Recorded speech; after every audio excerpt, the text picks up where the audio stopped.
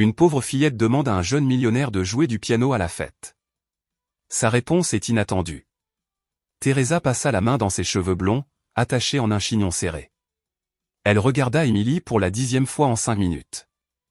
La fillette de 5 ans était assise sur le lit, balançant ses petites jambes et se mordant la lèvre inférieure, une habitude qui survenait chaque fois qu'elle devenait nerveuse. « Maman, pourquoi je ne peux pas venir avec toi ?» demanda Emily, ses yeux bleus brillants de larmes contenues. « Parce qu'aujourd'hui est mon premier jour de travail pour la famille Serrano, ma chérie. C'est l'anniversaire de leur fils et je dois aider en cuisine. » Teresa s'agenouilla devant sa fille. La nounou a annulé à la dernière minute, alors tu vas rester ici, dans cette chambre, très silencieuse. Tu as tes livres de coloriage, tes crayons. Mais je veux être avec toi, Emily. La voix de Teresa devint plus ferme. Promets-moi que tu resteras ici. Cette famille est très importante. Si je perds ce travail. La fillette hocha lentement la tête, mais Teresa vit l'entêtement dans les yeux de sa fille. Elle connaissait ce regard. Je le promets, maman.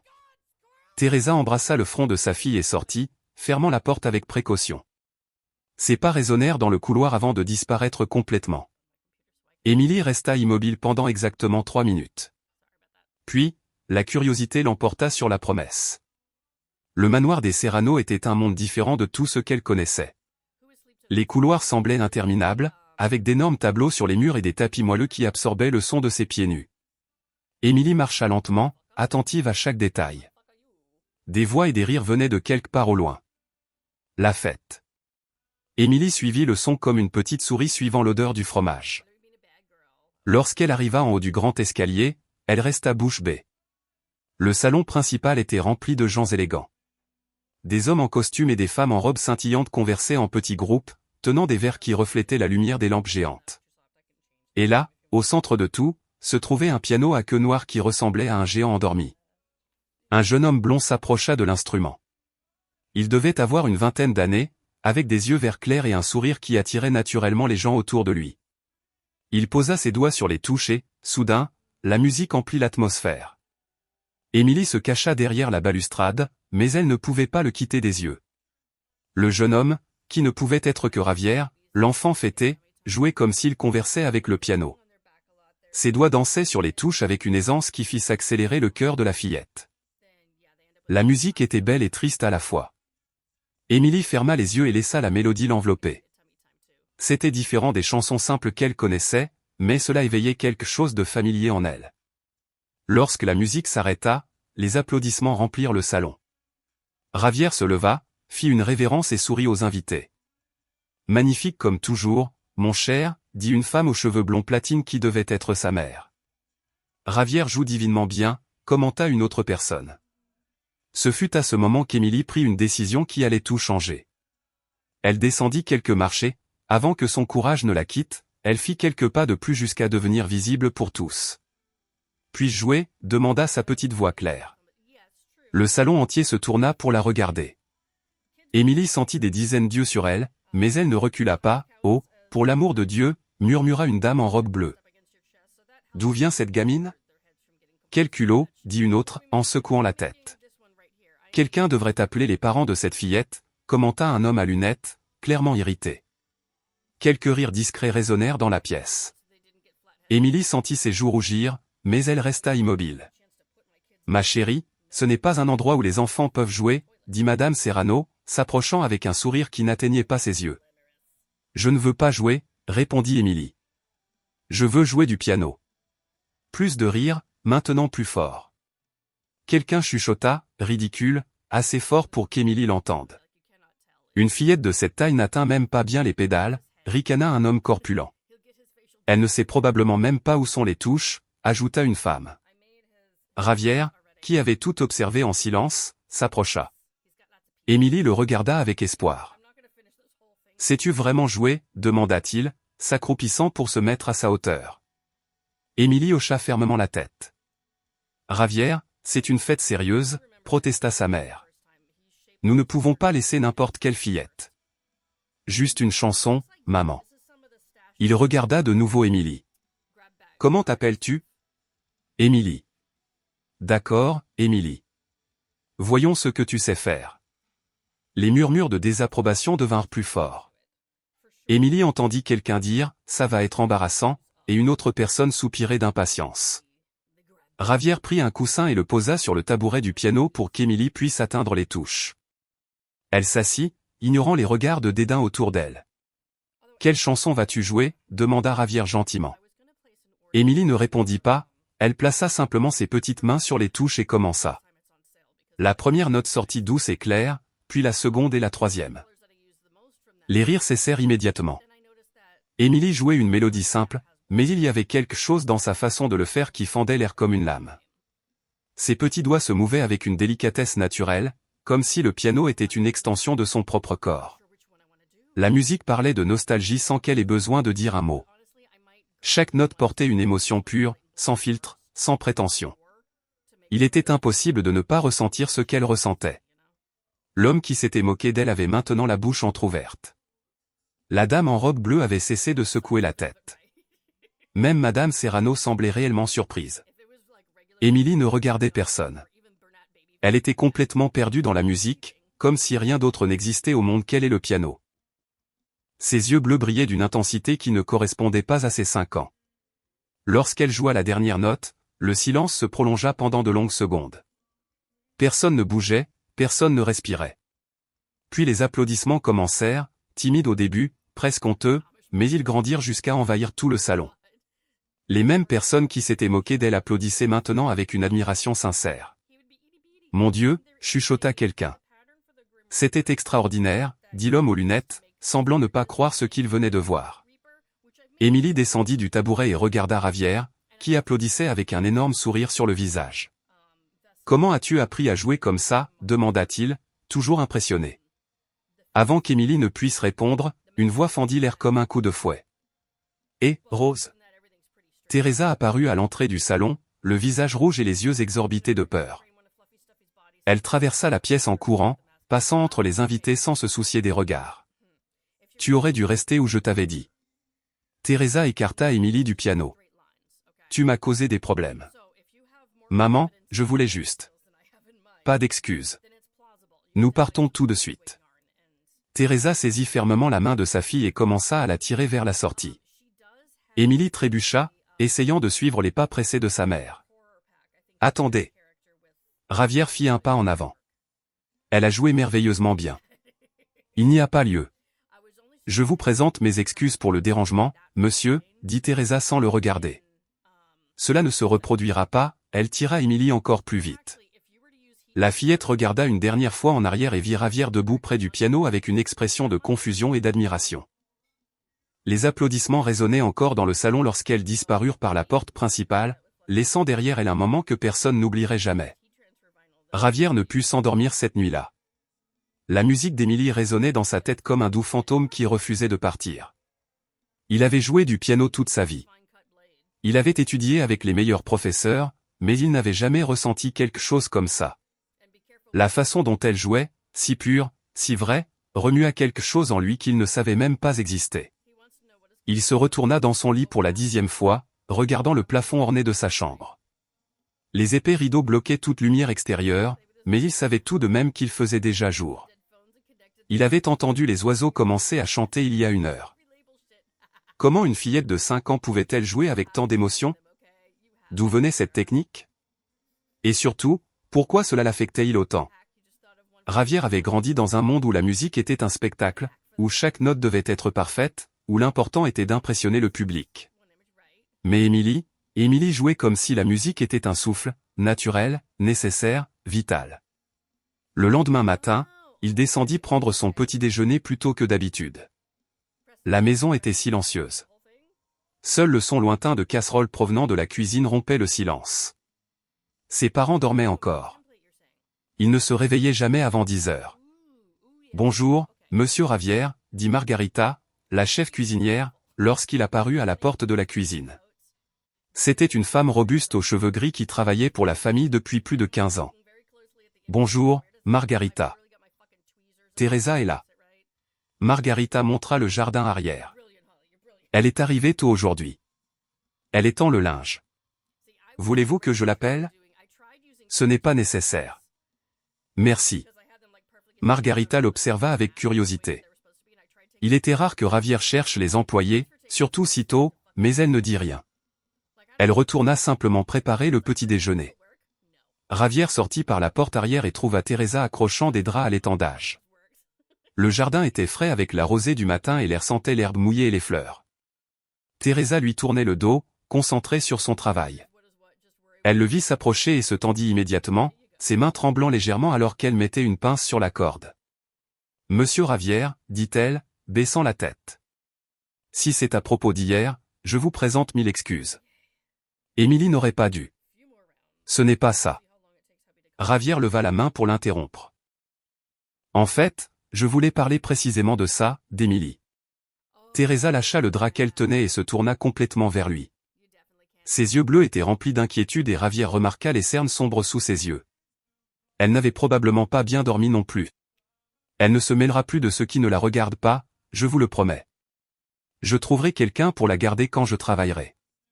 Peut-être que Madame Henderson, la voisine, pourra. Teresa, vous ne comprenez pas, Javier fit un pas de plus. Comment s'est-elle jouée comme ça? La question prit Teresa par surprise. Elle cligna des yeux plusieurs fois, comme si elle n'était pas sûre d'avoir bien entendu. Monsieur, comment s'est-elle jouée du piano? Répéta Javier plus lentement. Une fillette de 5 ans ne joue pas de cette manière par hasard. Quelqu'un lui a appris et je veux savoir qui. Teresa garda le silence un long moment, jouant nerveusement avec la pince à linge dans sa main. Javier attendit, lui laissant le temps de digérer la question. Son père, dit Teresa finalement, sa voix presque un murmure. Son père est musicien. Teresa secoua la tête et Javier vit des larmes monter dans ses yeux. Il l'était. David était musicien. Elle déglutit et leva les yeux au ciel comme si elle essayait de rassembler son courage. Il jouait du piano dans les bars, lors de petits événements, des mariages, des anniversaires. Il ne gagnait pas beaucoup, mais il aimait ce qu'il faisait. Il disait que la musique était sa façon de parler au monde. Javier hocha la tête, l'encourageant à continuer. Quand Émilie était petite, il passait des heures à jouer pour elle. Un sourire triste apparut sur le visage de Teresa. Elle s'asseyait sur ses genoux, essayant d'atteindre les touches avec ses petites mains. David disait qu'elle avait un talent naturel, qu'elle pouvait sentir la musique d'une manière que la plupart des gens ne peuvent pas, il lui a appris formellement. Non, ce n'était pas ça. Teresa secoua la tête. David ne croyait pas aux cours traditionnels. Il disait qu'on apprend d'abord à ressentir, puis on apprend la technique. Émilie a appris en regardant, en écoutant, en imitant. C'était comme si elle absorbait la musique de l'air. Et où est-il maintenant? Le sourire disparut complètement. Teresa ferma les yeux un instant avant de répondre. Il est mort. Un arrêt cardiaque. Émilie avait 4 ans. Teresa s'essuya les yeux du revers de la main. C'est arrivé soudainement. Il jouait à la maison. Elle était à ses côtés, comme toujours. D'un instant à l'autre, il s'est simplement arrêté. Javier sentit un poids sur la poitrine. Teresa, je suis vraiment désolé. C'était il y a plus d'1 an, mais... Teresa soupira profondément. Émilie n'a pas compris au début. Elle demandait quand papa allait se réveiller, quand ils joueraient à nouveau ensemble. Elle s'asseyait sur le vieux piano que nous avions, jouant les chansons qu'il lui avait apprises, espérant qu'il reviendrait. Vous avez toujours le piano? Nous avons dû le vendre. Nous avions besoin d'argent. La voix de Teresa devint encore plus basse. Émilie a pleuré pendant des jours. C'était la seule chose qui lui restait de son père. Depuis, elle n'avait touché aucun piano avant hier. Javier comprit. C'est pourquoi Émilie avait été si magnétisée par le piano à la fête. Ce n'était pas seulement de la curiosité, c'était un besoin. La musique est la seule chose qui lui reste de lui, continua Teresa. C'est comme si, quand elle joue, il était toujours là d'une certaine manière. C'est pourquoi elle joue comme ça. Ce n'est pas de la technique, c'est de l'amour, c'est de la nostalgie, c'est une conversation avec quelqu'un qui n'est plus là. C'est pourquoi elle joue avec tant d'émotion. David disait toujours que la musique ne consiste pas à jouer les bonnes notes, mais à ressentir des choses vraies. Émilie n'a jamais appris à lire des partitions, elle n'a jamais eu de cours formels. Elle ressent simplement. Javier garda le silence, assimilant tout ce qu'il avait entendu. Soudain, la performance d'Émilie la veille avait beaucoup plus de sens. Ce n'était pas seulement un talent naturel, c'était de l'amour transformé en musique, de la nostalgie devenant mélodie. Puis-je vous poser une question? Dit Teresa avec hésitation. Bien sûr. Pourquoi cela vous intéresse-t-il? Émilie n'est qu'une fillette. Elle fit un geste vague, clairement mal à l'aise. Pauvre. Fille d'une employée. Pourquoi quelqu'un comme vous s'en soucierait-il? La question était juste et Javier réfléchit attentivement avant de répondre. Parce qu'hier soir, elle m'a appris quelque chose sur la musique que je n'avais jamais appris en toutes mes années d'études. Il regarda Teresa droit dans les yeux. Je joue du piano depuis l'âge de 4 ans. J'ai eu les meilleurs professeurs. J'ai étudié dans les meilleures écoles. Mais Émilie, elle m'a rappelé pourquoi j'ai commencé à jouer du piano. Elle m'a rappelé que la musique est sentiment, pas spectacle. Teresa semblait ne pas savoir quoi dire. J'aimerais la revoir, dit Javier. Monsieur, Émilie. J'aimerais la voir jouer à nouveau. Il marqua une pause. En fait, j'aimerais jouer avec elle. Teresa pâlit. Monsieur Javier, je ne pense pas que ce soit approprié. Sa mère a déjà été très claire hier que. Ma mère n'a pas besoin de le savoir. Javier s'approcha. Teresa, votre fille a un don. Ce serait un crime de ne pas le cultiver. Je ne peux pas risquer mon emploi. C'est tout ce que j'ai. Si je perds ce travail et si je vous garantis que cela n'arrivera pas? Teresa l'étudia un long moment. Pourquoi feriez-vous cela? Pourquoi prendriez-vous des risques pour nous? Parce que je reconnais quelque chose de spécial quand je le vois et parce que... Javier hésita, cherchant les mots justes. Parce que j'ai l'impression qu'Émilie peut m'apprendre autant que je peux lui apprendre. Teresa se mordit la lèvre, clairement partagée. Javier pouvait voir le conflit dans ses yeux, le désir de donner des opportunités à sa fille luttant contre la peur de perdre sa stabilité. Juste une fois, dit Javier gentiment. Laissez-moi jouer avec elle juste une fois. Si vous ne vous sentez pas à l'aise après, je ne vous le demanderai plus. Après un long silence, Teresa hocha lentement la tête. Une fois, mais si votre mère l'apprend. Elle ne l'apprendra pas. 3 heures plus tard, Émilie était assise sur le tabouret du piano dans la salle de musique, une pièce plus petite et plus intime que le salon principal. Javier avait choisi cet espace à dessein. C'était plus privé, loin des regards curieux des autres employés, et il avait une meilleure acoustique pour les conversations musicales. Émilie était différente de la veille, sans la simple petite robe qu'elle avait portée en cachette à la fête. Elle portait maintenant un jean usé et un t-shirt jaune avec un dessin de papillon. Ses cheveux blonds étaient lâches, tombant en boucles douces sur ses épaules, et elle balançait ses jambes qui n'atteignaient pas le sol. « Tu n'es pas nerveuse ?» demanda Javier en s'asseyant à côté d'elle sur le tabouret. Émilie secoua la tête avec détermination. « Pas avec le piano. Le piano est un ami. » La réponse fit sourire Javier. « Ton père t'a appris ça? Papa disait que le piano n'est pas un instrument, c'est une conversation. » Émilie posa ses petites mains sur les touches avec révérence. Il disait que si j'écoutais bien, le piano me raconterait des secrets. Quel genre de secrets? Des secrets de gens tristes, de gens heureux, de gens nostalgiques. Émilie regarda Javier avec ses yeux bleus brillants qui semblaient trop vieux pour son âge. Toi, est-ce que quelque chose te manque? La question prit Javier complètement au dépourvu. Pourquoi demandes-tu ça? Parce qu'hier tu as joué de la musique nostalgique, la nostalgie du temps où la musique était plus agréable, où elle était plus vraie. Javier garda le silence. La perspicacité de la fillette était étonnante. Comment pouvait-elle si bien lire quelque chose qu'il admettait à peine lui-même? Peut-être, admit-il après un instant. Et toi, qu'est-ce qui te manque?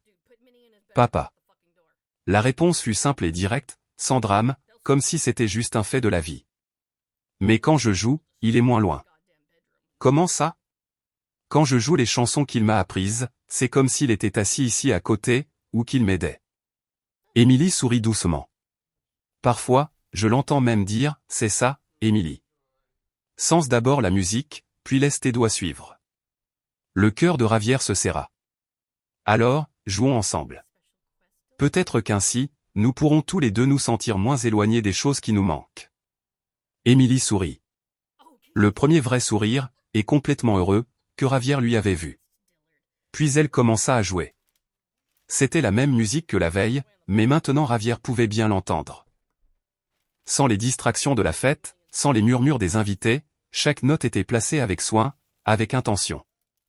Il n'y avait pas de précipitation, pas de technique inutile, juste de la musique pure, honnête, réelle. Après quelques mesures, Javier commença à l'accompagner. Il jouait une harmonie simple, laissant Émilie mener complètement. Il ne voulait pas éclipser sa musique, il voulait danser avec elle. Et puis quelque chose de magique se produisit. Émilie le regarda et sourit. Et soudain, ils ne jouaient plus deux parties séparées, ils créaient quelque chose de nouveau ensemble, quelque chose qu'aucun d'eux n'aurait pu faire seul. Javier suivait son rythme et elle répondait à ses harmonies comme s'ils avaient une conversation sans mots. Quand Émilie accélérait, il accélérait avec elle. Quand elle adoucissait son toucher, il l'adoucissait aussi. Ils rirent quand Émilie tenta un passage plus complexe et trébucha presque sur les touches. Javier l'aida, lui montrant un doigté plus facile et elle apprit instantanément. « Tu apprends très vite, dit-il, impressionné. Papa disait que j'ai l'oreille musicale, que je peux entendre ce que la musique veut être. Ton père avait tout à fait raison. » Ils continuèrent à jouer, expérimentant différentes mélodies avec Émilie, toujours surprise lorsque Javier parvenait à l'accompagner parfaitement, anticipant ses changements comme s'il pouvait lire son esprit musical. « Comment sais-tu ce que je vais jouer » demanda-t-elle à un moment, s'arrêtant au milieu d'une phrase musicale. « Je ne sais pas, j'écoute simplement ce que tu ressens et je réponds. » « C'est ça, une conversation de piano ?»« Je crois que oui. » Émilie gloussa.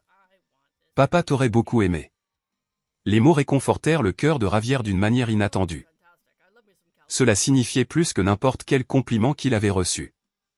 Ils étaient si absorbés par la musique, si perdus dans leur propre monde de mélodie et d'harmonie, qu'ils ne remarquèrent pas la silhouette silencieuse en haut de l'escalier. Madame Serrano était descendue pour vérifier quelque chose dans le bureau lorsqu'elle entendit le son du piano provenant de la salle de musique. Ce n'était pas inhabituel, Javier pratiquait quotidiennement. Mais il y avait quelque chose de différent dans la musique aujourd'hui. Quelque chose de plus joyeux. Curieuse, elle monta silencieusement jusqu'au point où elle pouvait voir l'intérieur de la salle sans être vue. Ce qu'elle vit la laissa absolument glacée. Son fils, l'héritier de la famille Serrano, était assis au piano, jouant avec la fille de l'employé comme s'ils étaient égaux. Ils riaient ensemble, conversaient comme des amis, partageaient le tabouret du piano comme si c'était la chose la plus naturelle du monde. Pire encore, Javier semblait réellement heureux, plus heureux qu'elle ne l'avait vu depuis des années. Ses yeux brillaient d'une manière qu'elle n'avait pas vue depuis qu'il était enfant. Madame Serrano serra les lèvres en une ligne fine et ses yeux bleus clairs durcirent comme de la glace. C'était inacceptable, complètement inacceptable. Une chose était de tolérer que la fillette joue une fois à la fête. C'était embarrassant, mais au moins, c'était vite terminé. Mais ça, c'était différent. C'était son fils qui s'attachait à la fille de l'employé comme si elle était son égale. Et si quelqu'un les voyait? Et si d'autres employés commençaient à penser qu'ils pouvaient amener leurs enfants jouer avec Javier? Où cela finirait-il? Elle observa pendant quelques minutes de plus, son indignation grandissant à chaque rire partagé, à chaque moment de complicité musicale. Quand elle vit Émilie apprendre quelque chose à Javier, la fille de l'employé enseignant à l'héritier Serrano, elle dut se retenir de descendre et d'interrompre tout sur le champ. Madame Serrano fit demi-tour et monta les escaliers en silence, son esprit déjà en train de travailler sur la façon de résoudre cette situation avant qu'elle ne devienne complètement incontrôlable. Cela devait cesser, et cela cesserait. Dans la salle de musique, Javier et Émilie continuaient de jouer, complètement inconscients d'avoir été observés. Ils étaient perdus dans leur propre univers, où la musique était un langage universel et l'amitié ne connaissait pas de barrière sociale. Pour l'instant, c'était juste eux, le piano et le souvenir d'un père qui avait planté une graine musicale qui fleurissait maintenant de façon qu'ils n'auraient jamais pu imaginer. 2 semaines s'étaient écoulées depuis leur première rencontre dans la salle de musique et Javier découvrait qu'il attendait ces moments comme il n'avait jamais rien attendu auparavant. Lui et Émilie avaient créé une routine silencieuse, tous les mardis et jeudis à 15 h, lorsque la maison était plus calme et ses parents se reposaient, ils se retrouvaient dans la salle de musique. Javier arrivait toujours le premier, préparant l'ambiance. Il ouvrait les rideaux pour laisser entrer la douce lumière de l'après-midi. Il ajustait le tabouret du piano et plaçait le coussin qu'Émilie utilisait pour bien atteindre les touches. De petits rituels qui étaient devenus précieux pour lui. Émilie apparaissait toujours ponctuellement, ses pas légers résonnant dans le couloir. Elle n'avait jamais besoin de frapper à la porte, elle entrait simplement comme si cet espace lui appartenait autant qu'à lui. « Bonjour, Ravière, dit-elle ce jeudi, comme toujours, avec un sourire qui illuminait tout son visage. « Bonjour, Émilie, comment s'est passée ta matinée? J'ai aidé maman en cuisine. Margarita m'a laissé battre les œufs pour le gâteau. » Émilie monta sur le tabouret et ajusta le coussin. « Et toi? » Cours de français avec le professeur Logène. Ravière fit une grimace. 3 heures de verbes irréguliers. Émilie rit. Papa savait parler français. Il me chantait des chansons françaises pour m'endormir. C'était toujours comme ça. Émilie parlait de son père naturellement, sans tristesse forcée, comme si c'était une partie normale de la conversation. Ravière avait appris à ne pas se sentir mal à l'aise avec ses mentions. En fait, il les aimait. À travers ces histoires, il apprenait à connaître l'homme qui avait appris à Émilie à voir la musique comme quelque chose de vivant. « Quelle chanson française te chantait-il » demanda Ravière en s'asseyant à ses côtés. Frère Jacques, mais il changeait les paroles, il la rendait amusante. Émilie commença à jouer la mélodie simple de la comptine, mais avec de petites variations qui la rendaient spéciale. Il disait que toute chanson peut être différente si tu y mets ton cœur. Ravière écouta en silence, impressionné comme toujours par la manière naturelle qu'avait Émilie de transformer même la musique la plus simple en quelque chose d'unique. « Veux-tu que je t'apprenne une nouvelle chanson aujourd'hui » demanda-t-il quand elle eut fini. « Oui. » Émilie applaudit. « Mais pas trop difficile. Mes doigts sont encore petits. » Ravière sourit. Il avait appris à choisir des morceaux qui mettaient Émilie au défi sans la frustrer. Aujourd'hui, il avait préparé une mélodie de Chopin adaptée pour des mains plus petites. « C'est une chanson sur l'eau » expliqua-t-il, commençant à jouer les premières mesures. Le compositeur a voulu imiter le son de la pluie qui tombe. Émilie ferma les yeux, écoutant attentivement. Ravière l'observa pendant qu'il jouait, voyant son visage se transformer à mesure que la musique coulait. C'était comme si elle pouvait voir les gouttes de pluie que Chopin avait imaginées. « Puis-je essayer » demanda-t-elle quand il eut fini. « Bien sûr, je te montrerai lentement. » Ravière guida ses doigts sur les touches, montrant le mouvement qui imitait les gouttes de pluie. Émilie absorbait tout comme une éponge, répétant chaque geste jusqu'à ce qu'elle puisse le faire seule. « Comme ça » demanda-t-elle, jouant le passage. « Parfait. Maintenant, essaie d'imaginer comment la pluie tombe. Parfois elle est forte, parfois elle est douce. » Émilie hocha la tête et essaya à nouveau. Cette fois, elle varia l'intensité du toucher, faisant en sorte que la musique sonne vraiment comme une pluie qui change de rythme. « Tu as un don spécial » dit Ravière, réellement admiratif. « Tu peux sentir la musique avant même d'apprendre à bien la jouer. Papa disait que la musique vit ici. » Émilie désigna sa poitrine. « Et que les doigts obéissent seulement à ce que le cœur commande. » Ils continuèrent à pratiquer la chanson de Chopin pendant quelques minutes de plus, Émilie s'améliorant à chaque essai. Ravière l'aidait quand c'était nécessaire, mais principalement, il observait, fasciné par sa capacité à apprendre, non par la technique, mais par le sentiment. « Ravière, dit Émilie soudain, arrêtant de jouer, puis-je te raconter quelque chose ? » Bien sûr. Parfois je rêve de papa. Elle regarda les touches du piano. Dans le rêve, il joue du piano et je suis assise sur ses genoux comme avant. Et quand je me réveille, je deviens triste parce que ce n'est pas vrai. Ravière sentit son cœur se serrer. Émilie. Mais quand je joue du piano avec toi, je ne deviens pas triste. Elle le regarda avec ses yeux bleus sérieux qui. C'est comme si papa était heureux parce que j'ai un ami qui aime la musique comme lui. Les mots d'Émilie touchèrent Ravière d'une manière inattendue. Personne ne lui avait jamais parlé de cette manière, si honnête, si directe, si vraie. Émilie, tu es aussi mon amie, dit-il doucement. L'une des meilleures amies que j'ai jamais eues. Même si je suis petite et que tu es grand. L'âge n'a pas d'importance quand 2 personnes se comprennent vraiment. Émilie sourit et recommença à jouer. Cette fois, elle choisit une chanson que Ravière n'avait jamais entendue auparavant. C'est une nouvelle, observa-t-il. Papa m'a appris celle-ci. Il disait que c'était une chanson d'amitié. Émilie jouait lentement, chaque note claire et douce. Il l'a inventée pour moi quand j'étais triste parce que je n'avais pas d'amis à l'école. Ravière écouta en silence, mémorisant chaque note. La mélodie était simple, mais profondément émouvante, comme tout ce qu'Émilie jouait. « Puis-je la prendre » demanda-t-il quand elle eut fini. « Bien sûr, comme ça nous pourrons la jouer ensemble. » Émilie enseigna la chanson à Ravière avec la patience d'une professeure expérimentée, malgré ses seulement 5 ans. Elle le corrigeait gentiment quand il se trompait. Elle la lui montrait de nouveau quand il ne comprenait pas, toujours avec le même doux sourire. « Pas comme ça » dit-elle, posant sa petite main sur la sienne pour lui montrer le bon mouvement. « Il faut que ce soit plus affectueux. » Ravière essaya à nouveau, cette fois en mettant plus de douceur dans son toucher. « C'est ça. » Émilie applaudit. Maintenant, c'est vraiment une chanson d'amitié. Ils jouèrent la chanson ensemble plusieurs fois, Ravière faisant l'harmonie pendant qu'Émilie menait la mélodie. C'était un moment parfait. Deux amis unis par la musique, créant quelque chose de beau ensemble. « Ravière, » dit Émilie quand ils eurent fini de jouer, « es-tu heureux ?» La question prit Ravière par surprise. « Pourquoi demandes-tu ça ?»« Parce qu'avant que nous soyons amis, tu avais toujours l'air un peu triste quand tu jouais du piano. Maintenant, tu as l'air plus lumineux. » Ravière réfléchit à son observation. C'était vrai. Avant de connaître Émilie, jouer du piano était devenu une obligation, quelque chose qu'il faisait parce qu'on l'attendait de lui. Maintenant, la musique était redevenue une joie. « Je crois que oui » admit-il. « Je crois que je suis plus heureux maintenant. »« Moi aussi » dit Émilie.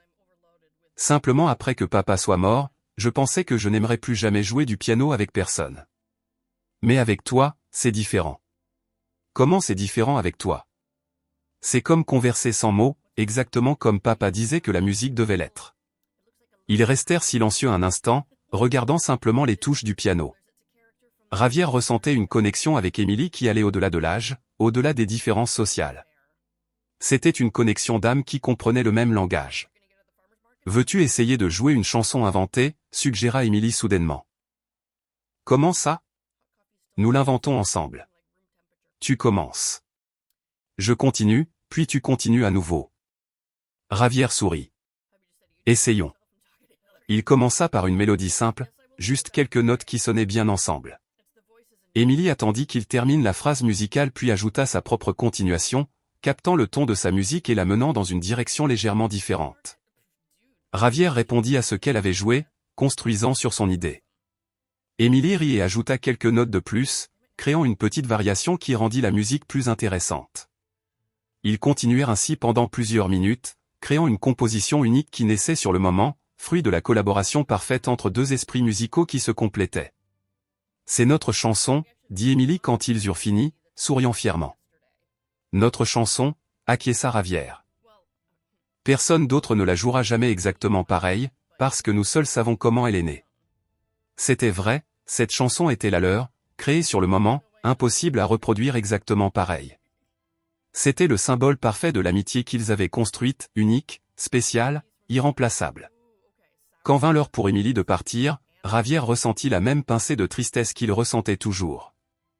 Ces 2 heures passaient vite et il voulait toujours plus de temps. « Jusqu'à mardi » demanda Émilie, comme elle le faisait toujours. « Jusqu'à mardi » confirma Ravière. Émilie lui fit un rapide câlin avant de s'éloigner en courant. Ravière resta assis au piano quelques minutes de plus, jouant doucement la chanson qu'ils avaient créée ensemble. Il savait qu'ils vivaient quelque chose de spécial, une amitié qui allait au-delà de toute différence, construite sur la base solide de la musique et de la compréhension mutuelle. C'était une amitié d'âme à âme et il ne les changerait pour rien au monde. Madame Serrano avait passé 2 semaines à observer, 2 semaines à remarquer les sourires différents sur le visage de Ravière, les regards qu'il dirigeait vers la salle de musique, la façon dont il semblait plus animé les mardis et jeudis. 2 semaines à voir Teresa nerveuse, toujours à regarder autour d'elle comme si elle cachait quelque chose. Elle n'était pas stupide, elle savait exactement ce qui se passait. Ce lundi matin-là, Madame Serrano prit sa décision. Elle enfila son tailleur bleu marine le plus formel, attacha ses cheveux blonds en un chignon impeccable et descendit à la cuisine avec une expression qui fit baisser la tête à tous les employés automatiquement. « Teresa, dit-elle, sa voix tranchante comme une lame. Je dois vous parler maintenant. » Teresa, qui lavait la vaisselle dans l'évier, sentit son sang se glacer. Elle connaissait ce ton. Elle avait entendu d'autres employés recevoir le même traitement avant d'être licenciés. « Oui, madame » murmura Teresa, s'essuyant les mains sur son tablier. Dans mon bureau. Le bureau de Madame Serrano était au 2e étage, une pièce élégante avec des meubles en acajou et des étagères remplies de livres qui n'avaient probablement jamais été lus. C'était un environnement conçu pour intimider, et cela fonctionnait parfaitement. Teresa entra et se tint devant le bureau, les mains jointes devant son corps. Madame Serrano s'assit derrière le bureau en chêne massif, ses froids yeux bleus étudiant Teresa, comme un prédateur étudierait une proie. « Asseyez-vous » dit Madame Serrano, désignant la chaise devant le bureau. Teresa s'assit sur le bord de la chaise, le dos droit, essayant de paraître plus sûre d'elle qu'elle ne l'était. « Teresa, depuis combien de temps travaillez-vous ici ?»« 3 semaines, madame. »« 3 semaines. Et en ces 3 semaines, vous avez fait du bon travail en cuisine. Margarita parle bien de vous. »« Merci, madame. Mais il y a un problème. » Madame Serrano se pencha en avant, posant ses coudes sur le bureau. Un problème sérieux qui doit être résolu immédiatement. Teresa déglutit. Un problème, madame? Votre fille. Les 2 mots tombèrent comme des pierres dans l'estomac de Teresa. Elle tenta de garder une expression neutre, mais elle savait qu'elle avait échoué. Émilie, continua Madame Serrano, prononçant le nom comme si c'était quelque chose de désagréable. Elle a été très présente ici ces derniers temps. Elle reste dans sa chambre quand je viens travailler, madame. Elle ne dérange personne. Elle ne dérange personne. Madame Serrano rit, mais il n'y avait aucune joie dans ce son. Teresa, je ne suis pas aveugle. Je sais exactement ce qui s'est passé. Teresa sentit son cœur s'accélérer. Madame. Votre fille a été dans la salle de musique avec mon fils. La voix de Madame Serrano devint plus basse, plus dangereuse, jouant du piano, conversant, agissant comme s'ils étaient amis. Le mot « ami » sortit de sa bouche comme une insulte. Madame, puis-je expliquer? Le pouvez-vous? Madame Serrano se leva brusquement. Alors, expliquez-moi comment une employée permet à sa fille d'avoir libre accès à ma maison. Expliquez-moi comment une fillette de 5 ans croit pouvoir fréquenter l'héritier de la famille Serrano comme s'ils étaient égaux. Teresa ouvrit et ferma la bouche, essayant de trouver des mots qui ne lui feraient pas perdre son travail sur le champ. Javier lui a demandé de jouer avec lui, dit Teresa finalement.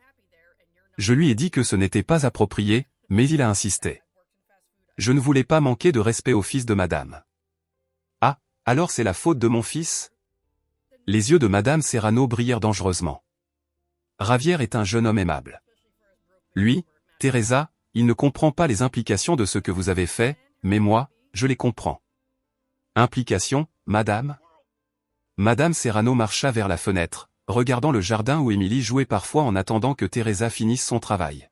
« Savez-vous quelle est votre place ici, Teresa » demanda-t-elle sans se retourner. « Oui, madame. Je travaille en cuisine. »« Exactement. Vous travaillez en cuisine. Vous êtes une employée. » Madame Serrano se retourna lentement.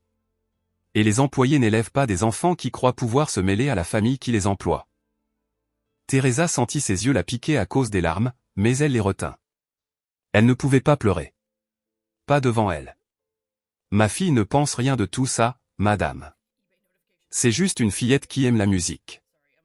Une fillette qui doit apprendre sa place dans le monde. Madame Serrano retourna à son bureau. Et vous devez le lui apprendre. Que voulez-vous que je fasse, madame? C'est simple. Madame Serrano se rassit avec sa posture droite et autoritaire. Votre fille ne reviendra plus jamais ici. Teresa sentit comme si elle avait reçu un coup de poing dans l'estomac. Madame, je n'ai personne avec qui la laisser. La nounou a annulé. Et ce n'est pas mon problème. La voix de Madame Serrano devint coupante. Trouvez une solution. Laissez-la chez une voisine. Cherchez une garderie. Peu m'importe, mais elle ne remettra plus jamais les pieds dans cette maison. S'il vous plaît, madame. Émilie n'a rien fait de mal, elle a juste joué du piano. Elle a joué du piano, oui. Elle a conversé avec mon fils comme s'ils étaient égaux. Elle a agi comme si elle appartenait ici. Madame Serrano frappa la main sur le bureau. C'est inacceptable, Teresa. Vous êtes une employée.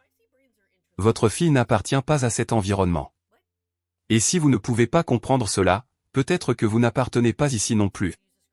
La menace était claire. Teresa baissa la tête. Je comprends, madame. J'espère que vous comprenez vraiment. Madame Serrano se leva à nouveau. Parce que je vais être très clair. Si je revois votre fille dans cette maison, si j'apprends qu'elle a eu un quelconque contact avec Javier, vous serez licencié immédiatement. Sans référence, sans préavis. Compris? Oui, madame. Et Teresa. Madame Serrano s'arrêta à la porte. Ne croyez pas que vous pouvez en parler à Javier. S'il apprend que nous avons eu cette conversation, vous partez aujourd'hui même. Teresa hocha la tête, incapable de parler. Très bien. Maintenant, retournez à votre travail et assurez-vous que cette situation ne se reproduise plus. Madame Serrano sortit, laissant Teresa seule dans le bureau. Pendant un long moment, elle resta assise là, essayant de digérer ce qui s'était passé. Émilie ne pourrait plus venir au manoir. Elle ne pourrait plus jouer du piano, elle ne pourrait plus revoir Javier. Teresa savait combien ces après-midi signifiaient pour Émilie. Elle avait vu à quel point sa fille était excitée les mardis et jeudis, comment ses yeux brillaient quand elle parlait des nouvelles chansons que Javier lui apprenait. Mais elle savait aussi qu'elle n'avait pas le choix, elle avait besoin de ce travail, c'était tout ce qu'elles avaient. Le lendemain, mardi, Émilie attendit avec impatience dans la petite maison où elle vivait dans le quartier ouvrier, à quelques kilomètres du manoir. « Maman, n'est-ce pas l'heure ?» demanda-t-elle pour la 3e fois, regardant l'horloge murale.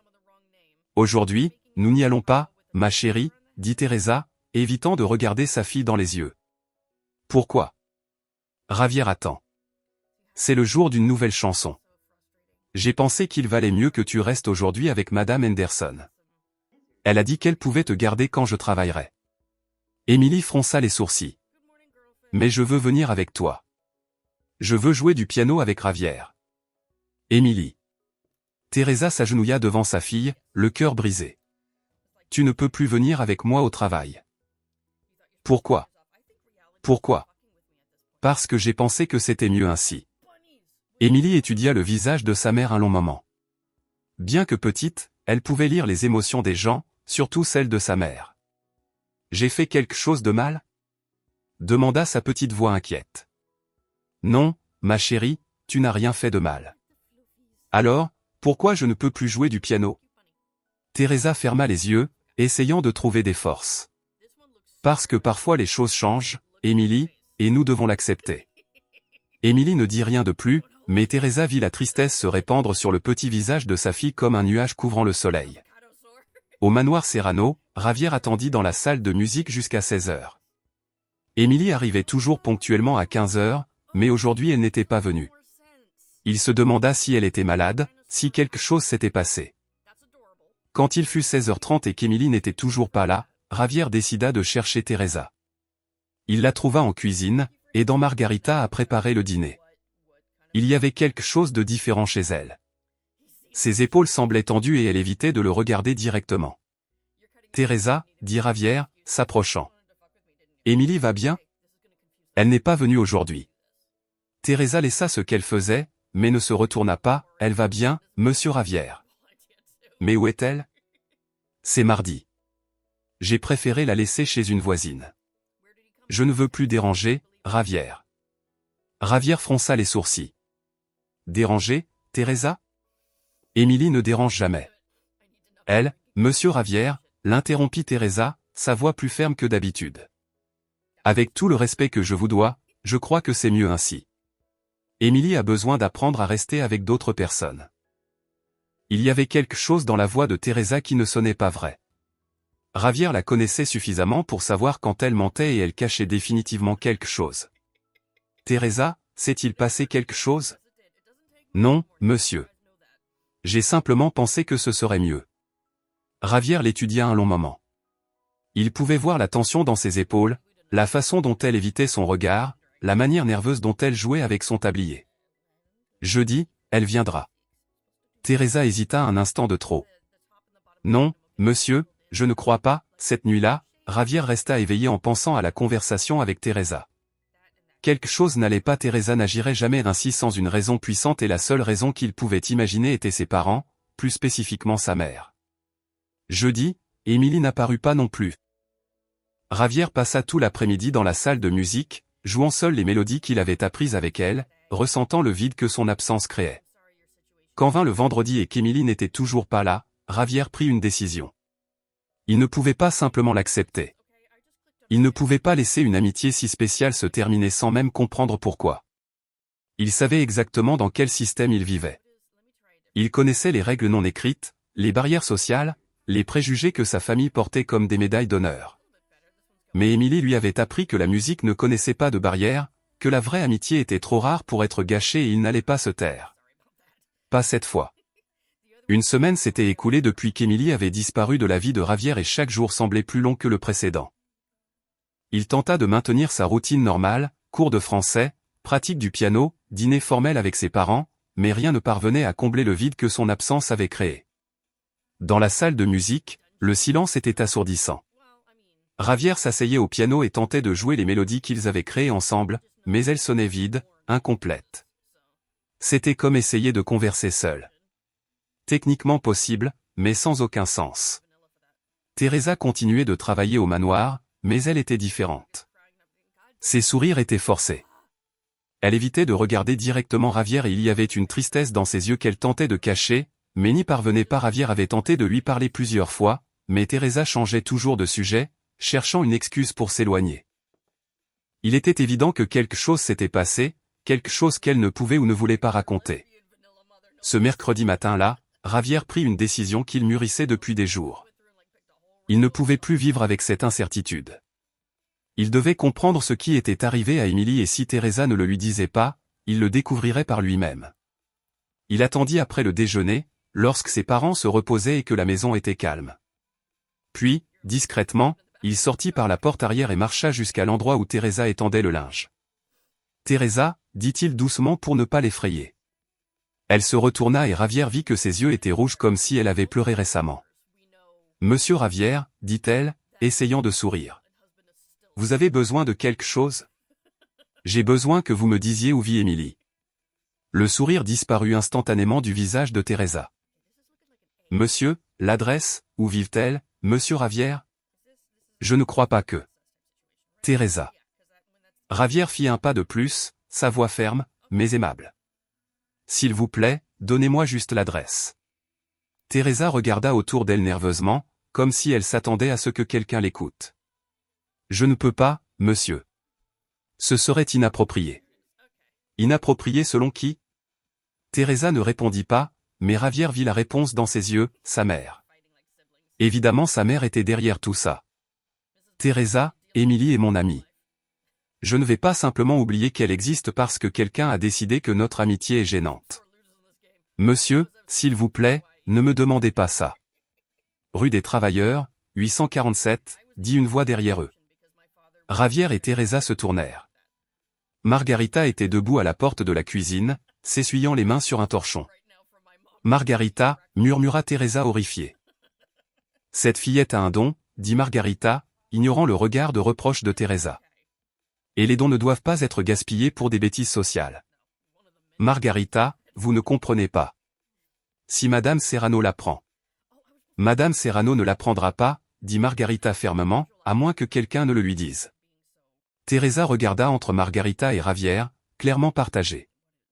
Rue des Travailleurs 847, répéta Javier. Merci, Margarita. Il sortit avant que Teresa ne puisse protester à nouveau. Le quartier où vivait Emily était à environ 3 kilomètres du manoir, mais il semblait être dans un monde complètement différent.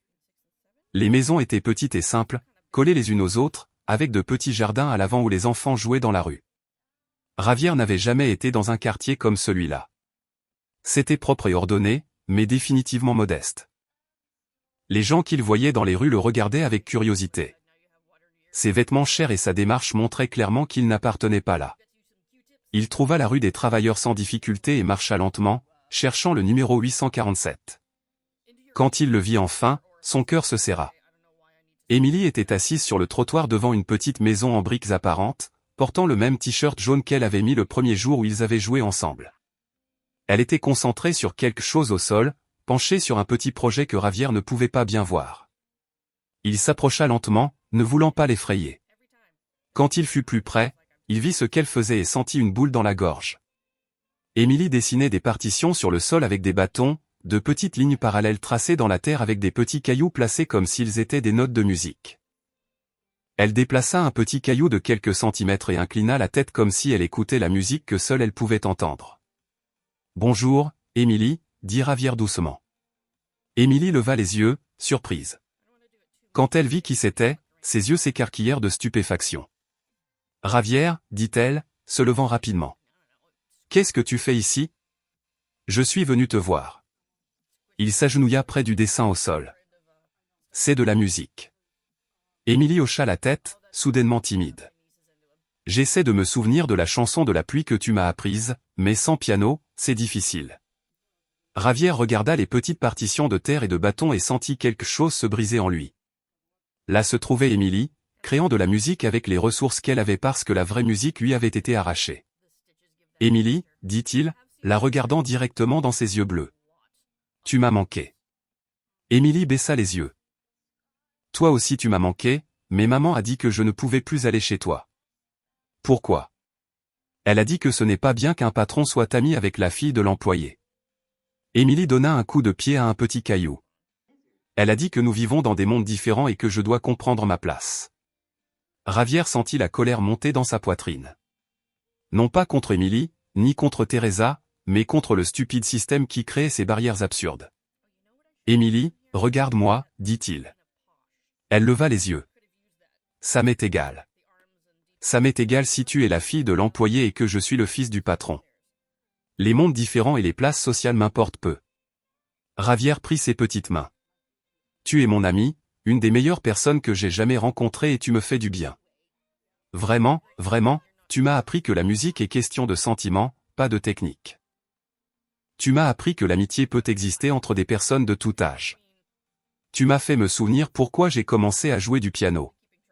Émilie sourit pour la première fois depuis qu'il était arrivé. Mais maman a dit.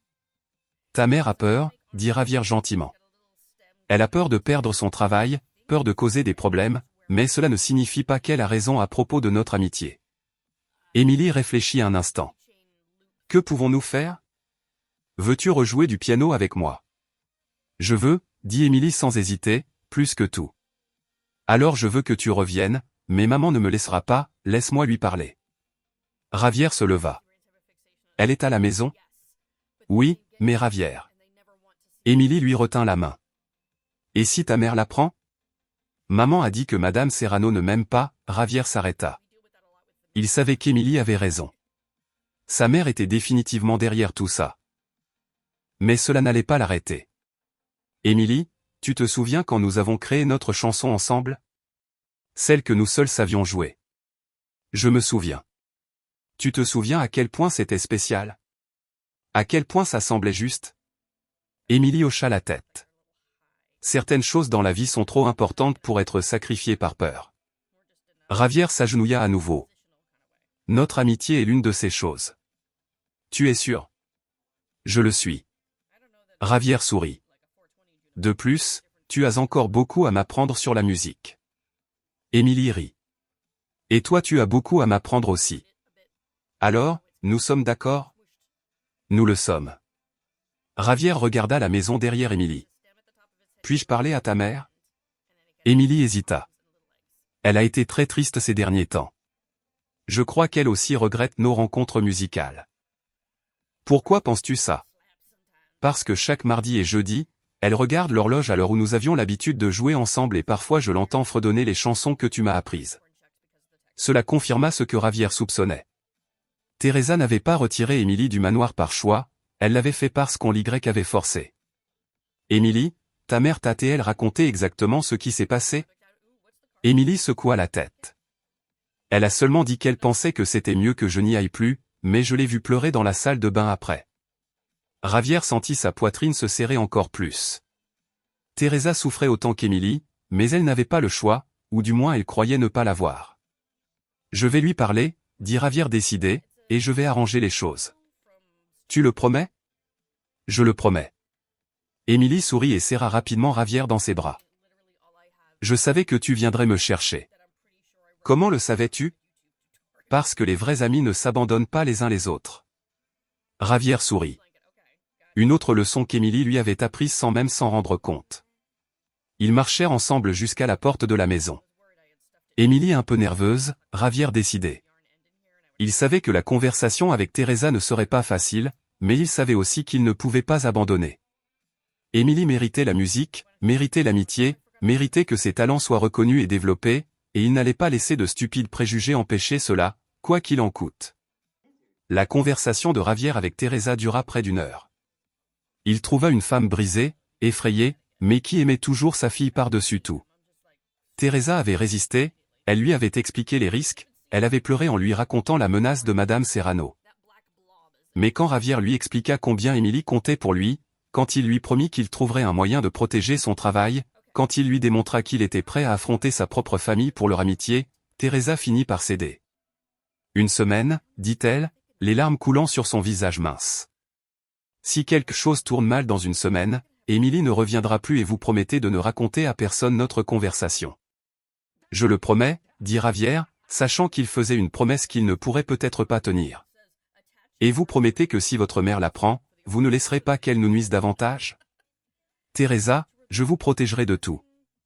La femme l'étudia un long moment, voyant quelque chose dans les yeux verts du jeune homme qui la convainquit qu'il était sérieux.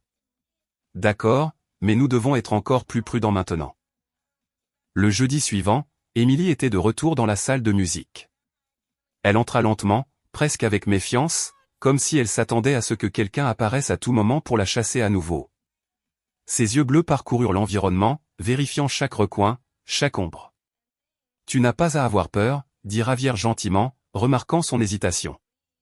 Tout va bien? Tu es sûre? Demanda Émilie, sa petite voix.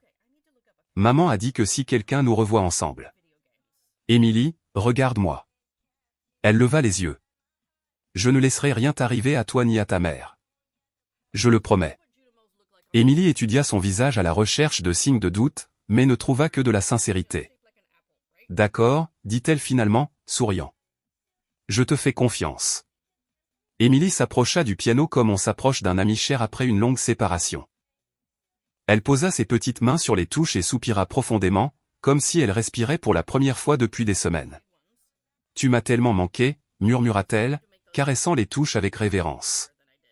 Moi aussi, plus que tu ne l'imagines. Ils commencèrent par jouer la chanson de la pluie qu'Émilie avait tenté de recréer avec des bâtons. Cette fois, elle se souvenait de chaque note parfaitement, comme si le temps loin du piano n'avait fait qu'intensifier sa mémoire musicale, mais il y avait quelque chose de différent dans son toucher. Tu as progressé, observa Javier, réellement surpris. Beaucoup. Comment ai-je pu progresser si je n'ai pas joué du piano depuis 2 semaines? Je ne sais pas, mais tu as progressé. Il y a quelque chose de différent dans ton toucher, de plus profond. Émilie réfléchit un instant, les sourcils froncés de concentration. Je crois que c'est parce que maintenant je sais ce que c'est que d'être sans musique. Alors chaque note devient plus importante. L'observation frappa Javier comme un éclair. C'était exactement ça. Émilie jouait maintenant avec une urgence, une gratitude qui n'existait pas auparavant. Chaque moment musical était traité comme un cadeau précieux qui pouvait lui être enlevé à tout moment. C'est comme si la musique était devenue plus nécessaire pour toi, dit-il. Oui, s'anima Émilie. Durant les 2 semaines sans jouer, je sentais comme s'il me manquait une partie de moi, comme si je ne pouvais pas bien respirer. Et maintenant je suis à nouveau complète. Ils passèrent tout l'après-midi à jouer. Émilie montra à Javier comment elle avait pratiqué mentalement pendant les 2 semaines d'absence, imaginant les mélodies et bougeant les doigts dans l'air. Elle avait créé des exercices avec des morceaux de bois à la maison, simulant des touches pour maintenir la coordination. Javier fut fasciné par sa capacité à maintenir la musique vivante, même sans instrument. Tu es incroyable, Émilie.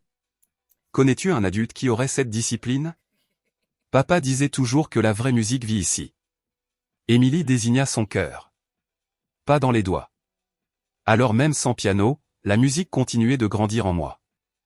Grandir comment? Devenir plus forte, plus claire. C'est difficile à expliquer. Émilie tenta de trouver les mots. C'est comme si en ne pouvant pas jouer, j'avais appris à mieux écouter. Veux-tu essayer une nouvelle chanson? Demanda Javier quand ils eurent fini de jouer toutes les mélodies qu'Émilie avait mémorisées. Oui. Laquelle? Une chanson sur l'amitié, Mais pas comme celle que ton père a inventée, une différente. Javier commença à jouer une mélodie qu'il avait composée pendant les 2 semaines où Émilie avait été absente. C'était une chanson qui parlait de connexion transcendant les barrières, de trouver quelqu'un qui comprenait ton âme, de lutter pour maintenir ces connexions même quand le monde tentait de les séparer. Émilie écouta en silence, absorbant chaque note, chaque changement harmonique. Quand Javier eut fini, elle avait des larmes dans les yeux. « C'est à propos de nous », demanda-t-elle d'une voix émue. « C'est à propos de nous, de notre amitié, de la façon dont nous devons parfois nous battre pour les choses importantes. C'est la plus belle chanson que j'ai jamais entendue. Puis-je l'apprendre ? Bien sûr, mais elle est un peu plus difficile que les autres. Ce n'est pas grave, je veux l'apprendre. Je veux jouer notre chanson. » Javier commença à enseigner la chanson à Émilie note par note. Il avait raison, elle s'était améliorée. Sa capacité à absorber de nouvelles musiques était plus aiguisée, comme si le temps d'absence avait intensifié tous ses sens musicaux. « Tu apprends plus vite qu'avant », observa Javier impressionné. « C'est parce que cette chanson est spéciale, c'est notre histoire. » Pendant qu'ils jouaient, perdus dans leur création musicale, aucun des deux ne remarqua la silhouette silencieuse dans le couloir. Madame Serrano était descendue chercher un livre à la bibliothèque lorsqu'elle entendit le son du piano depuis la salle de musique. Au début, elle pensa que c'était juste Javier qui pratiquait sa routine quotidienne, mais il y avait quelque chose dans la musique qui la fit s'arrêter. 2 pianos, 4 mains et l'une des mélodies étaient jouées avec la légèreté caractéristique d'une enfant. Émilie était de retour. Madame Serrano sentit une froide colère monter dans sa poitrine. Elle avait donné des instructions très claires à Teresa, très claires. Elle avait fait des menaces spécifiques et pourtant, d'une manière ou d'une autre, la fillette était de nouveau là. Cela signifiait que Teresa avait désobéi délibérément à ses ordres. Pire encore, cela signifiait que Javier était probablement impliqué dans la décision. Elle se positionna là où elle pouvait voir l'intérieur de la salle sans être vue. Ce qu'elle vit confirma ses pires craintes.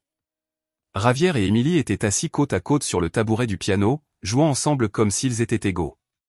Pire que ça, Javier semblait lui apprendre une nouvelle chanson avec la patience et le soin que l'on consacrerait à un élève spécial, encore égal.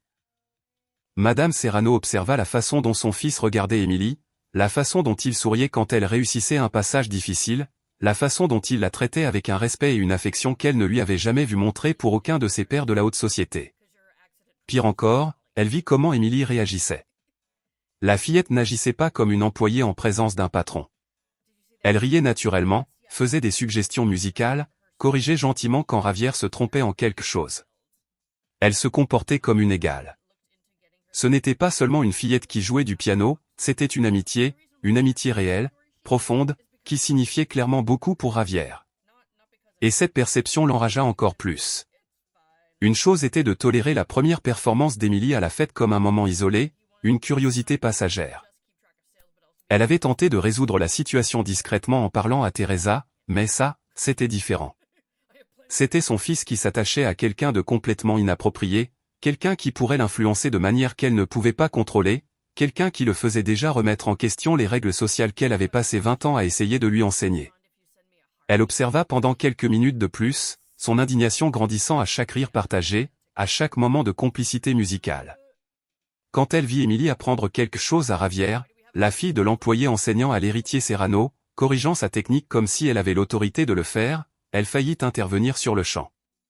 Mais non, cela devait être résolu de manière définitive et permanente. Madame Serrano fit demi-tour et monta les escaliers en silence, son esprit déjà en train d'élaborer un plan. Teresa avait désobéi à ses ordres directs. Elle avait permis à sa fille de revenir après avoir été clairement instruite de la tenir à l'écart. Cela ne pouvait plus être toléré. De plus, il était clair que Javier était impliqué. Il avait probablement convaincu Teresa de ramener Émilie. Cela signifiait qu'il travaillait activement contre les décisions de la famille. Cela devait cesser immédiatement. Dans la salle de musique, Javier et Émilie continuèrent de jouer jusqu'à la fin de l'après-midi, complètement inconscients d'avoir été observés. Quand vint l'heure pour Émilie de partir, tous deux étaient radieux. « Jeudi encore ?» demanda Émilie, comme elle le faisait toujours. « Jeudi » confirma Javier, souriant. « Et d'ici là, pratique mentalement la nouvelle chanson. »« Je vais pratiquer tous les jours. » Émilie sortit en courant pour retrouver sa mère, qui l'attendait nerveusement en cuisine. Teresa avait passé tout l'après-midi tendu, craignant qu'à tout moment quelqu'un n'apparaisse pour les chasser. Javier resta quelques minutes de plus dans la salle de musique, jouant doucement la mélodie qu'ils avaient créée ensemble. Il était parfaitement heureux à ce moment-là, planifiant les prochaines chansons qu'il enseignerait à Emily, pensant à la façon dont leur amitié se développait. Il ne savait pas que ce serait la dernière fois qu'Emily jouerait du piano dans cette salle. Le lendemain matin, Javier se réveilla tard, comme il le faisait toujours les vendredis. Il descendit prendre son petit déjeuner vers 10 heures, sifflant la mélodie qu'il avait créée pour Emily, espérant trouver la maison dans sa routine normale. Mais il y avait quelque chose de différent dans l'air, une tension qu'il ne pouvait identifier. Margarita était seule en cuisine, préparant le café avec une expression sombre que Javier n'avait jamais vue auparavant. Ses mouvements étaient plus brusques que d'habitude et elle évitait de le regarder directement. « Bonjour, Margarita, dit-il, se servant un jus d'orange. Où est Teresa ?» Margarita laissa ce qu'elle faisait et se retourna lentement. Javier vit quelque chose dans ses yeux qui lui fit ressentir un frisson dans l'estomac. « Monsieur Javier, Teresa ne travaille plus ici. » Le verre faillit glisser de la main de Javier. « Comment ça non ? Elle a été licenciée hier soir. » Licenciée ? Javier sentit son estomac se nouer. Pourquoi ? Que s'est-il passé ? Margarita regarda autour d'elle nerveusement, comme si elle s'attendait à ce que quelqu'un l'écoute. Je crois qu'il vaut mieux que vous en parliez avec votre mère. Margarita, dites-moi ce qui s'est passé, s'il vous plaît. Je ne peux pas, monsieur Javier, mais... Elle hésita. C'était juste après qu'elles aient fini de jouer hier. Le monde de Javier s'effondra. Ils avaient été découverts. Javier sortit en courant de la cuisine et trouva sa mère dans le salon, prenant le thé et lisant un journal comme si rien ne s'était passé. Elle était impeccablement vêtue et maquillée. Une image de calme qui contrastait violemment avec la tempête que Javier sentait grandir en lui. « Maman, dit-il, essayant de garder une voix calme. Margarita dit que Teresa a été licenciée. Madame Serrano ne leva pas les yeux du journal. C'est exact. Pourquoi ? Teresa est une excellente employée. Margarita loue toujours son travail. Elle n'a jamais rien fait de mal. Madame Serrano posa finalement le journal de côté avec précaution et regarda Javier avec ses froids yeux bleus. Javier, Teresa a été clairement informée de certaines limitations. Elle a choisi d'ignorer ses instructions. Javier sentit une colère familière monter dans sa poitrine. Cela a à voir avec Emily. Oui. Maman, Emily n'est qu'une fillette. Emily est la fille d'une employée qui ne connaît pas sa place. Madame Serrano laissa le journal de côté soigneusement. Et il semble que toi aussi, tu aies oublié la tienne. Ma place ? Javier, tu es un Serrano. Tu as des responsabilités, des attentes. Tu ne peux pas te mêler à n'importe qui.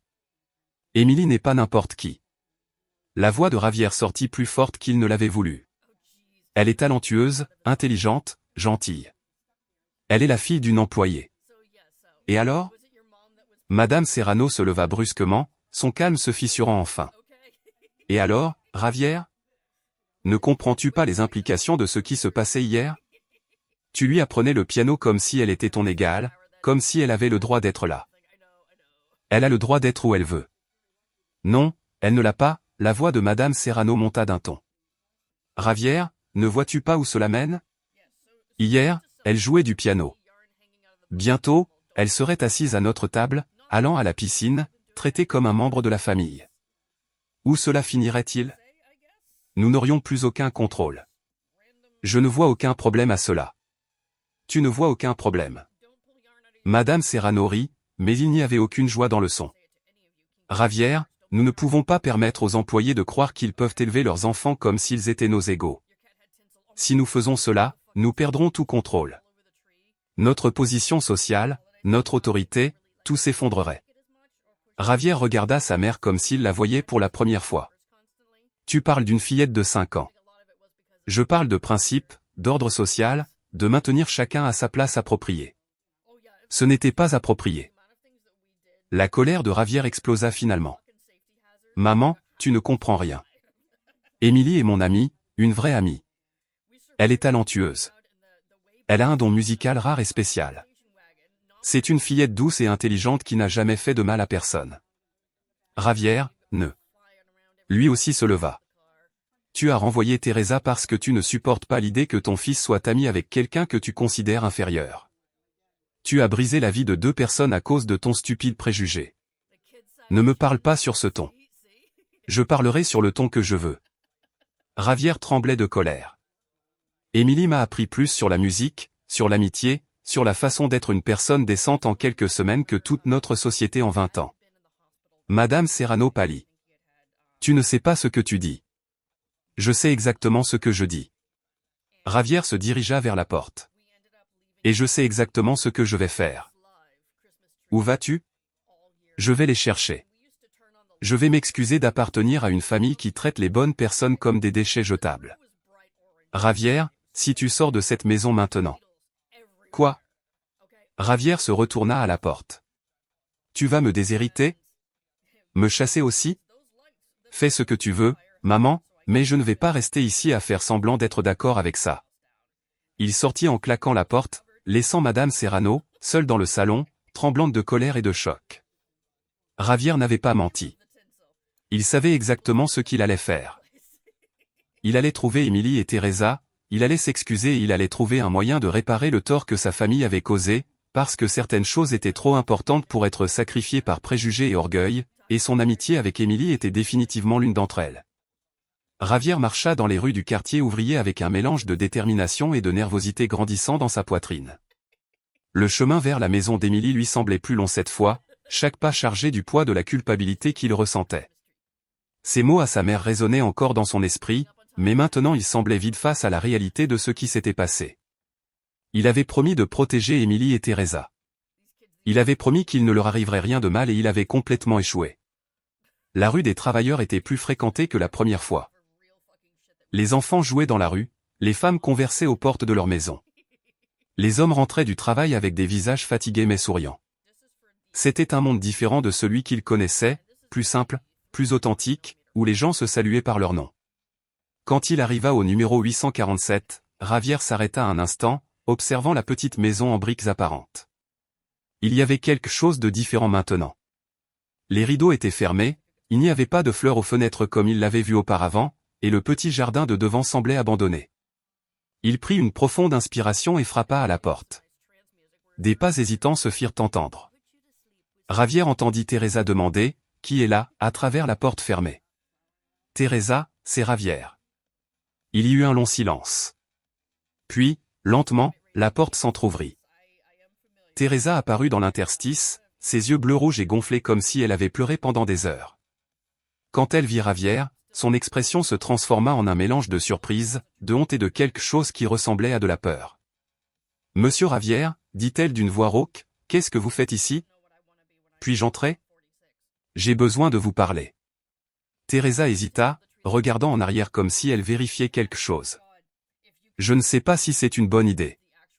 S'il vous plaît, Teresa, juste quelques minutes. » Après un instant qui parut éternel, Teresa ouvrit complètement la porte et lui fit signe d'entrer. La maison était petite, mais ordonnée, avec des meubles simples et propres. Les murs étaient décorés de dessins qu'Émilie avait clairement faits. De petites œuvres d'art enfantines représentant des pianos, des notes de musique et des figures qui semblaient être elle et son père jouant ensemble. Émilie était assise sur le sol du salon, entourée de livres de coloriage et de crayons. Mais elle ne coloriait pas, elle regardait simplement les pages blanches avec une expression vide qui brisa le cœur de Javier. Quand elle le vit, ses yeux s'illuminèrent un instant, mais la lumière s'éteignit à nouveau. « Bonjour, Javier, dit-elle à voix basse. « Bonjour, Émilie. » Teresa désigna le petit canapé. « Asseyez-vous, s'il vous plaît. » Javier s'assit et Teresa occupa la chaise en face, gardant ses distances. Émilie continua sur le sol, mais Javier remarqua qu'elle prêtait attention à chaque mot. « Teresa, » commença Javier, sa voix chargée d'émotion. « Je suis vraiment désolé, madame. Je suis vraiment désolé pour ce qui s'est passé. Ma mère ne voit pas les choses comme moi. J'aurais dû vous protéger. » Teresa baissa les yeux. Monsieur ne pouvait pas savoir. Elle, si. Javier se pencha en avant. Je savais que ma mère n'approuvait pas notre amitié. Je savais qu'elle avait des préjugés. J'aurais dû être plus prudent. J'aurais dû trouver un moyen de les garder en sécurité. Monsieur Ravière, avec tout le respect que je vous dois, ce n'est pas votre responsabilité de nous protéger. Mais si. La voix de Ravière devint plus ferme. Émilie et mon ami et les amis se protègent les uns les autres. Teresa le regarda un long moment avec les yeux larmoyants. Je vous remercie pour vos paroles, monsieur, vraiment. Mais je crois qu'il vaut mieux que nous nous éloignions. Nous avons déjà perdu le travail. Je veux juste protéger ma fille. La protéger de quoi? De plus de déception, de s'attacher à des choses qu'elle ne peut pas avoir. Teresa s'essuya les yeux du revers de la main.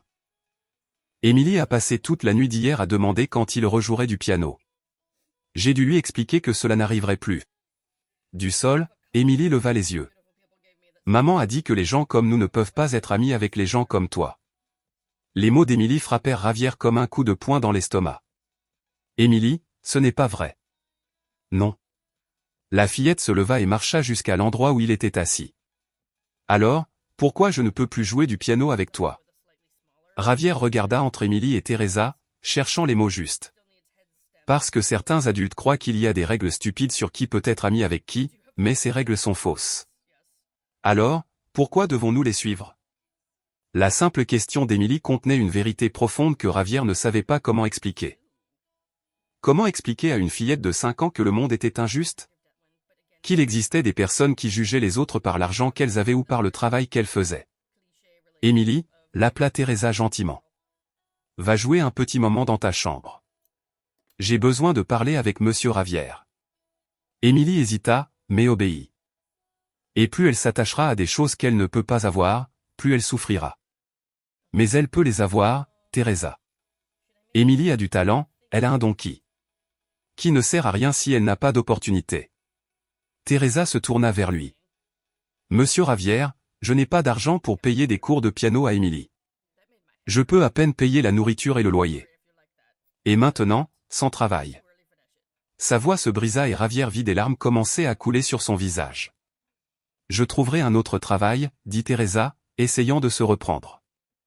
Mais en attendant, Émilie devra comprendre que la musique n'est qu'un joli rêve, pas une réalité possible pour elle.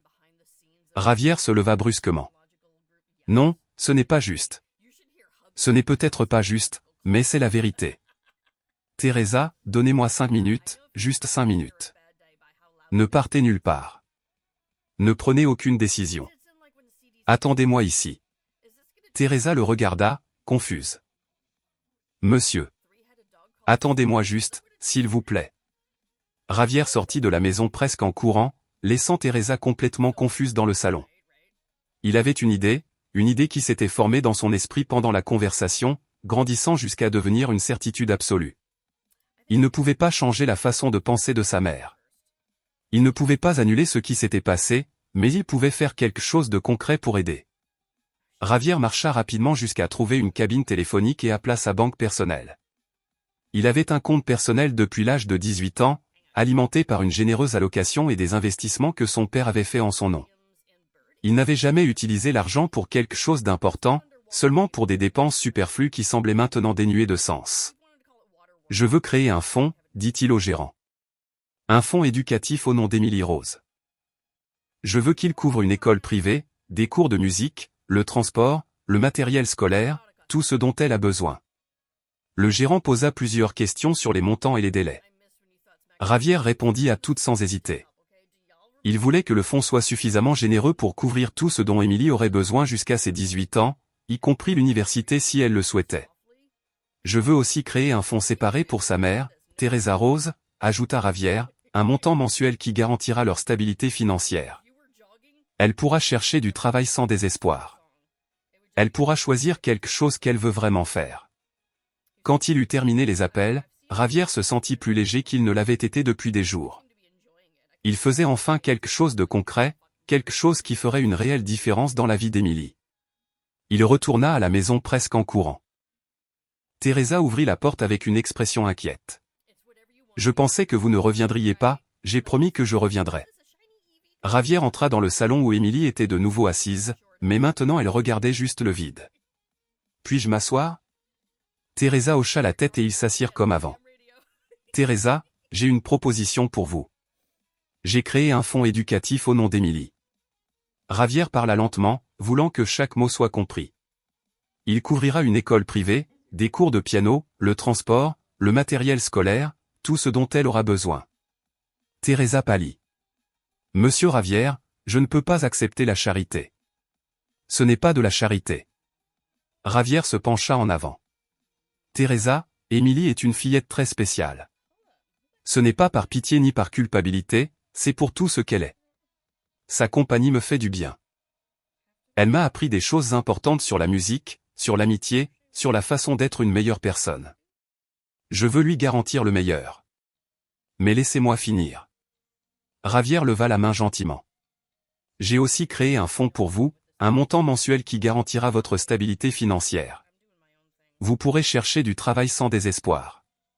Vous pourrez choisir quelque chose que vous voulez vraiment faire. Teresa tremblait. Monsieur Javier, c'est très généreux, mais je ne peux pas l'accepter. C'est beaucoup d'argent. Teresa, regardez-moi. Elle leva ses yeux larmoyants. J'ai beaucoup d'argent, bien plus que ce que je ne sais quoi en faire. J'ai dépensé plus en vêtements le mois dernier que ce que vous voyez en un an. Javier prit ses mains. Laissez-moi utiliser cet argent pour quelque chose qui compte vraiment. Mais pourquoi? Pourquoi feriez-vous cela pour nous? Javier regarda Émilie, qui écoutait tous les yeux écarquillés. Parce qu'Émilie a un don, un vrai don, rare, spécial. Ce serait un crime de laisser ce don se gaspiller faute d'opportunité. Il se tourna de nouveau vers Teresa. Et parce que vous deux m'avez montré ce qu'est la vraie amitié, cela n'a pas de prix. Teresa commença à pleurer. Pas des larmes de tristesse, mais des larmes de soulagement, de gratitude, d'un espoir qui renaissait. Monsieur Javier, je ne sais pas quoi dire. Dites que vous acceptez. Dites que vous laisserez Émilie avoir les opportunités qu'elle mérite. Émilie se leva du sol et marcha vers Javier. Sans dire un mot, elle le serra dans ses bras avec toute la force que ses petits bras pouvaient rassembler. Cela signifie que je peux rejouer du piano? Demanda-t-elle contre sa poitrine. Cela signifie que tu auras ton propre piano, dit Javier, la serrant à son tour. Et des professeurs et toutes les classes que tu voudras. Émilie s'écarta pour le regarder. Et nous resterons amis? Pour toujours, promit Javier. Si tu veux. Je veux. Teresa se leva et se joignit à l'étreinte, pleurant et riant en même temps. Merci, murmura-t-elle. Merci de croire en ma fille. Merci de m'avoir permis de la connaître, répondit Javier. Ils restèrent ainsi un long moment, trois personnes de mondes différents, unies par quelque chose de plus fort que le préjugé, de plus durable que les différences sociales. Quand ils se séparèrent enfin, l'espoir était dans l'air. Émilie souriait pour la première fois depuis des jours. Teresa semblait 10 ans plus jeune et Javier sentait qu'il avait enfin fait quelque chose de vraiment important de sa vie. Quand puis-je commencer les cours? Demanda Émilie, ses yeux brillants d'émotion. Demain, si tu veux, rit Javier. Mais d'abord, que dirais-tu si nous jouions un peu ensemble? J'ai apporté la partition d'une nouvelle chanson que je crois que tu aimeras. Émilie applaudit. Pour la première fois depuis que tout s'était effondré, l'avenir semblait à nouveau radieux. L'espoir était revenu pour de bon. 6 mois s'étaient écoulés depuis cet après-midi dans la petite maison de la rue des Travailleurs. Émilie étudiait maintenant dans l'une des meilleures écoles de la ville. Elle avait des cours de piano 3 fois par semaine et possédait un petit piano à la maison, un cadeau de Javier pour son 6e anniversaire. Le manoir Serrano était à nouveau décoré pour une fête. Cette fois, c'était une célébration du Nouvel An, un événement formel qui réunissait l'élite de la ville. Les lustres scintillaient, des fleurs chères ornaient chaque recoin et les serveurs circulaient avec des plateaux parmi les invités, élégamment vêtus. Javier se tenait à l'entrée du salon, nerveux, regardant constamment vers la porte principale. Il avait envoyé des invitations spéciales pour Émilie et Teresa, mais il ne savait pas si elles viendraient. Madame Serrano circulait parmi les invités avec son sourire social parfait, mais Javier remarquait la tension dans ses épaules. Les derniers mois avaient été une trêve silencieuse entre eux. Puis, à 20h30, elles arrivèrent. Émilie entra main dans la main avec Teresa, portant une robe bleu clair que Javier avait fait faire spécialement pour elle. Ses cheveux blonds étaient coiffés délicatement et elle marchait avec l'assurance qu'elle avait développée au cours des derniers mois. Teresa était élégante dans une simple robe noire, mais ses yeux montraient de la nervosité. Elle savait que cette soirée serait cruciale. Lorsqu'elles entrèrent dans le salon, les conversations diminuèrent. Les têtes se tournèrent, des yeux curieux les suivirent. Certains invités chuchotaient entre eux, se demandant clairement qui étaient ces personnes. Javier s'approcha immédiatement, souriant. « Vous êtes venu ?» dit-il soulagé. « Nous avons promis de venir » répondit Émilie, faisant une petite révérence comme Teresa le lui avait appris. « Tu es magnifique, Émilie. » Ils circulèrent dans le salon, Javier présentant Émilie et Teresa comme ses amies spéciales. Les réactions variaient. Certains invités étaient cordiaux, d'autres maintenaient une froide courtoisie et certains semblaient clairement mal à l'aise. Émilie se comportait parfaitement, saluant les gens avec éducation, mais sans perdre son naturel enfantin. Elle parlait de ses cours de piano quand on le lui demandait, mentionnant toujours à quel point elle aimait la musique. Madame Serrano observait de loin, son expression impénétrable. Javier remarquait comment elle suivait chaque mouvement d'Émilie, chaque réaction des invités. À mesure que la nuit avançait, Émilie conquit progressivement certaines personnes. Son authenticité et son intelligence étaient impossibles à ignorer, et même certains des invités les plus sceptiques commencèrent à converser avec elle naturellement. Quand la fête était presque terminée, Javier s'approcha du piano à queue au centre du salon. Il frappa délicatement un verre pour attirer l'attention. « Mesdames et messieurs, dit-il, sa voix résonnant dans le salon. Si vous me le permettez, j'aimerais clore cette soirée d'une manière spéciale. » Les conversations cessèrent complètement. Tous les regards se tournèrent vers lui. « Je veux partager le piano avec quelqu'un qui a changé ma façon de voir le monde », continua Javier, tendant la main en direction d'Émilie. Émilie marcha vers lui d'un pas ferme, sans hésiter. Elle monta sur le tabouret du piano comme si c'était sa place naturelle. Le salon devint complètement silencieux.